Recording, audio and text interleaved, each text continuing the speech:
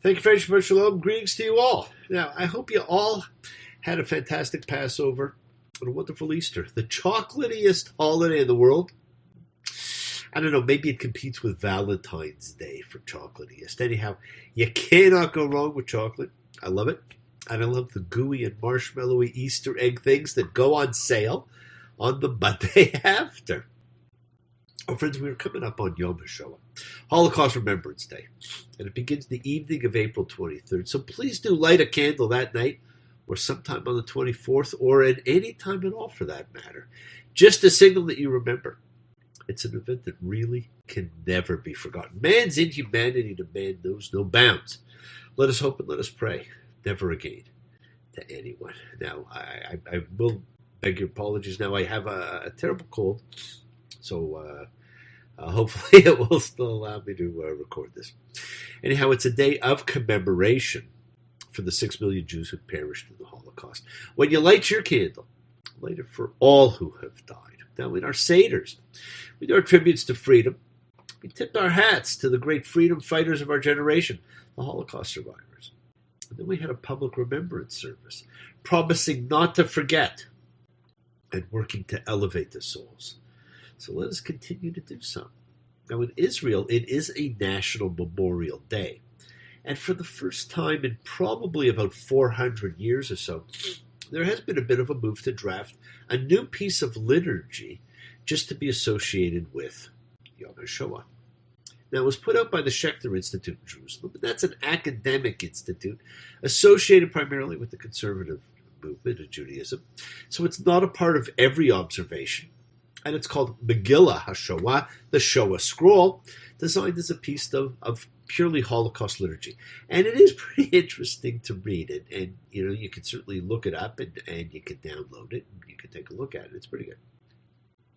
I don't know if it will ever be accepted as an official piece of liturgy, but I believe in the honoring of such a significant event of every generation tested in a way no other, perhaps, other than the one we're reading about. In whatever way you can honor, it must not be forgotten. No matter what anybody thinks, the name says it all. Israel is real. It always will be. Now, I still continue to get comments about the Seder I hosted. And I had a wonderful guest. I actually had many, but one in particular, Elise, a fiery Frenchman, or French woman, I guess, who had read much and asked an awful lot of fantastic questions, who then apologized for being emotionally connected to our discussion. I told her she need not apologize, that the evening was for asking questions, and I was grateful for her thoughts, for her feelings, for her questions. The stimulation that can be created from the energy of these observances are what keeps us learning, growing, sharing. And it's what makes it a living observation. And it is the essence of all that energy and sharing of thoughts and feelings and hopes and dreams and wishes that unites this great fellowship of soul searchers coming together every week. This community has a spirit, Beth Ruach. So let us come together, and please do. Go ahead and invite everybody you know, physically or spiritually, psychically, to gather and share. From Psalm 133, the Hine Matov, come together right now.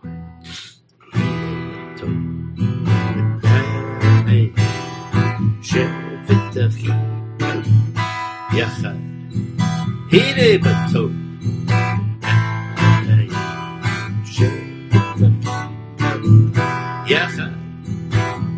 How good and how pleasant it is for brothers and sisters together. Community, community, community, together. Now, we are a community together, my friends. Community strengthens and unifies us. And having just celebrated a special festival dedicated to freedom from fear, we realize it is fear that drives us deeper into a restrictive, painful ego state and away from a direct experience of our true nature. Our true nature is far different. Now, we have waited an extra week because of Pesach, but the wait is over. This week it is Shemini 8th, the 8th day is now here. Ooh, I need your love, babe. Guess you know it's true. Hope you need my love, babe, just like I need you.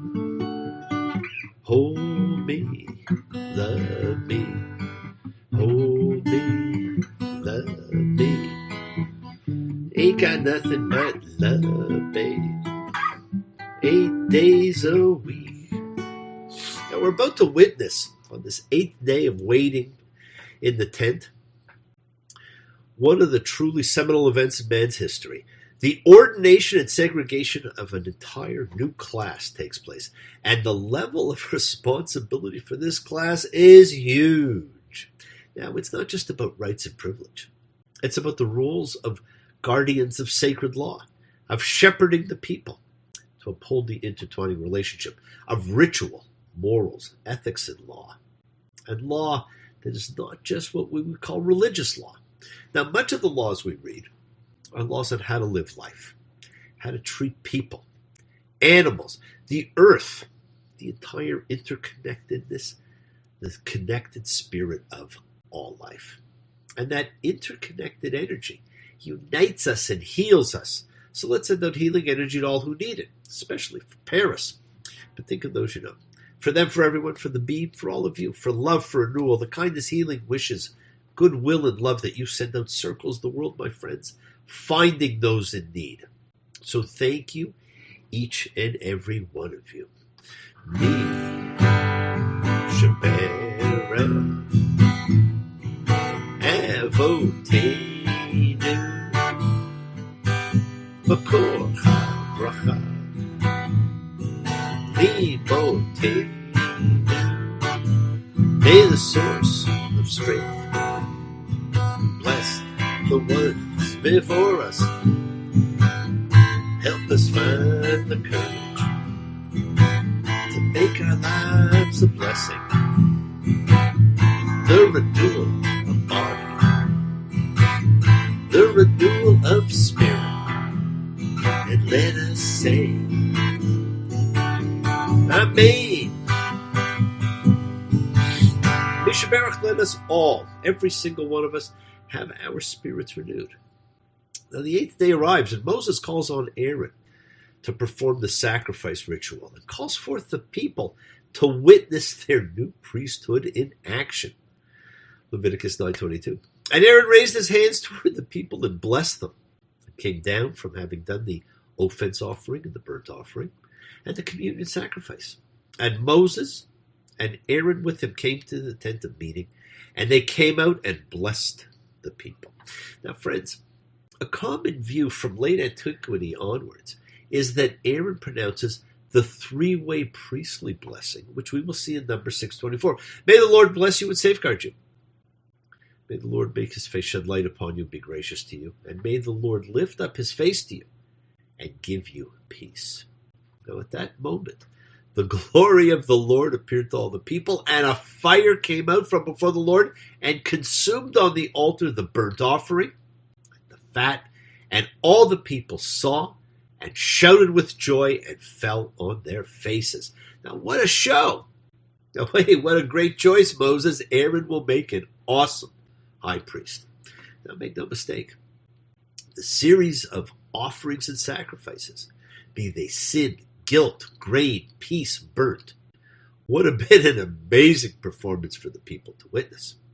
And we are told, and the Lord's glory appeared to all the people. Now, what you may not notice in that is that the revelation of God before all the people, in effect, renders the tabernacle the equivalent of Mount Sinai. And the tabernacle takes on a very significant role and is a very restricted holy zone. And the tabernacle will be the centerpiece of the religion all the way throughout the First Temple period. Now, in addition, what is also noticeable is that in Exodus, God's manifestation of his fiery presence to the people comes from a divine initiative associated with the revelation of the Decalogue. Whereas in this priestly document, it is the ritual, the meticulous performance of the sacrifices by Aaron and his sons that brings about the great epiphany. Yes, my friends, it is an amazing elevation of the power of the priest. And then before the rules continue for the rest of this book, we get the last part of the narrative, the last lesson of Leviticus taught by allegory. Leviticus 10:1. And the sons of Aaron, Nadab and Abihu, took each of them his fire pan and put fire in it, placed incense upon it, and brought forward alien fire before the Lord, which he had not charged them. And the fire came out from before the Lord and consumed them, and they died before the Lord. Wow. And fire came out from before the Lord. Now that's the exact same phrase used just a minute ago to report the act of divine acceptance by which a supernatural flame consumes the offerings on the altar. The zone of the holy, where the divine presence takes up its headquarters, is intrinsically dangerous. When proper procedures are followed, which becomes a virtual obsession of these priestly writers, miraculous signs of God's favor are manifested. When procedures are violated, look out, God becomes a consuming fire, as we now see with Aaron's own sons. Now we are reminded what a dangerous business the cult is by the catastrophe that befalls the two sons of Aaron when they violate the cultic procedures. Now, many focus on this whole concept of the alien fire. Now, the adjective zara, alien, strange, unfit, indicates a substance or a person not consecrated for entrance or use in the sacred zone. So an equally good translation for purposes of explanation, in fact, probably a better translation, would be unauthorized. And that may make it a lot easier to understand.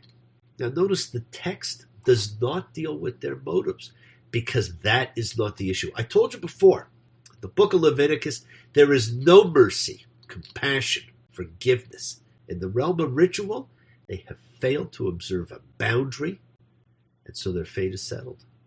Now in the priesthood, ritual is elevated to a position where it is purely black and white. No discussion, no interpretation. Is it any wonder that this is a book of priestly instruction and probably would not have appeared here in this part of the Torah in the original? Now we've spoken before about how the entire Torah is a series of events tied to distinction, division, separation of things. We see that with the establishment of this priesthood. But we also talk about how the same rules have to apply to everyone, how important unity is. It's the one law that's mentioned over and over again. But all the instructions that come now, from this point on almost, are but for one purpose. As God says, to divide between the holy and the profane, between the unclean and the clean. Now these states of division, once again echoing back to creation, by a series of divisions and separations, becomes the norm from here on in, settling the priesthood. It is the holy are separate from the rest. So yes, there's still one law for all, alien and citizen, but the responsibility of the separate class is to be held to a much higher standard. Now some people probably think we've gone the exact opposite way over time, allowing the separate, who should be held to higher standards, to go to lower standards, and even they cannot be low enough. And this serves as our introduction of the kashrut rules. What can be eaten? Not why. In fact, never is why discussed. Leviticus 11:1. These are the beasts that you may eat of the animals that are on the land, and they are separated into clean and unclean. And the same thing takes place with birds, with fish. And of course, clean and unclean have not been defined. And we saw that earlier with the Noah sacrifices and the 7 pairs of clean animals, which again points to this having been written much later for groups who understood the difference between pure and impure, clean and unclean. Now what you will notice is that the inventory of permitted and prohibited creatures, and much of the language in it, is cast in quite similar to what you're going to read when you actually hear the dietary laws in Deuteronomy 14. And that also isn't going to explain anything.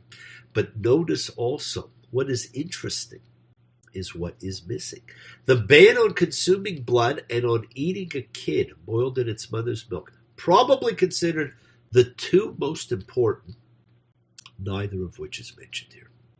Now, friends, watch for this hallmark of the priestly writers, the repeated verb to divide. You're going to see it over and over again. It's a key to the priestly account of creation. The world comes into being when God divides the chaotically mixed primal elements, light and dark, water above, water below, sea and dry land, all from each other. Here the people are commanded to emulate God by setting up a framework for daily life in which they are to divide between the unclean and the clean, between what is forbidden and permitted to be eaten, and in all of our behaviors of life. It's an interesting dichotomy because the Torah is going to emphasize over and over again unity and one law for all, but it is built on separation and division. There's nowhere in the world that I would rather be than with you, my love. And there's nothing in the world that I would rather see than your smile, my love.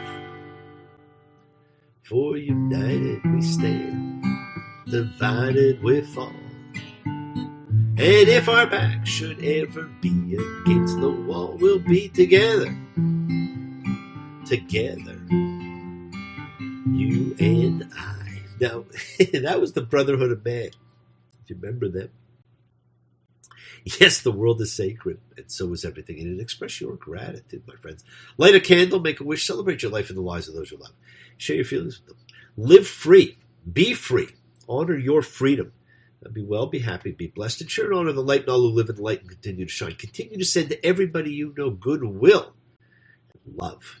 Now pray for peace and freedom for everyone, and end to terror and hatred. Remember, we are a community. We learn together, we celebrate each other, we love each other. We share this right together, men and women equally. Now let's send out love, not fear. Send out peace, harmony, good healing to all who need it. And please do. Learn to forgive. Learn to love. Open your hearts. Honor the relationships of your life. Tell those you love that you love them. Take advantage of the time you have. We take the twists and turns and the patterns that weave through the fabric of our lives in our effort to grow, to learn, to be, to love. So please do love. Now bless you all. Have a fantastic week. Week of love and light, a week of peace. Keep working on manifesting your year of freedom, your new life with all its new opportunities. Remember, we set in motion all that happens in our lives. Our intention, our covenant, our cause, our effect, everything is linked. As I said, you always have time to forgive and to be forgiven. You do have that knowledge of what is good and bad. So acknowledge what you have done wrong to yourself, to God, to any person you've wronged. Ask forgiveness. Do so with sincerity and accountability, vulnerability. Forgive those who have hurt you and learn to be forgiving and be compassionate. Now, do not stop your journey. Do not stop moving towards your promised land. Keep on dreaming.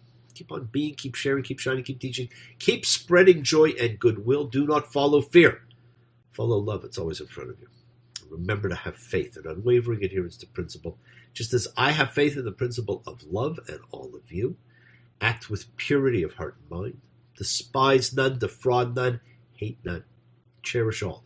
Honor every child of God, every creature of the earth. We are all together, my friends. May all peoples know peace in this year.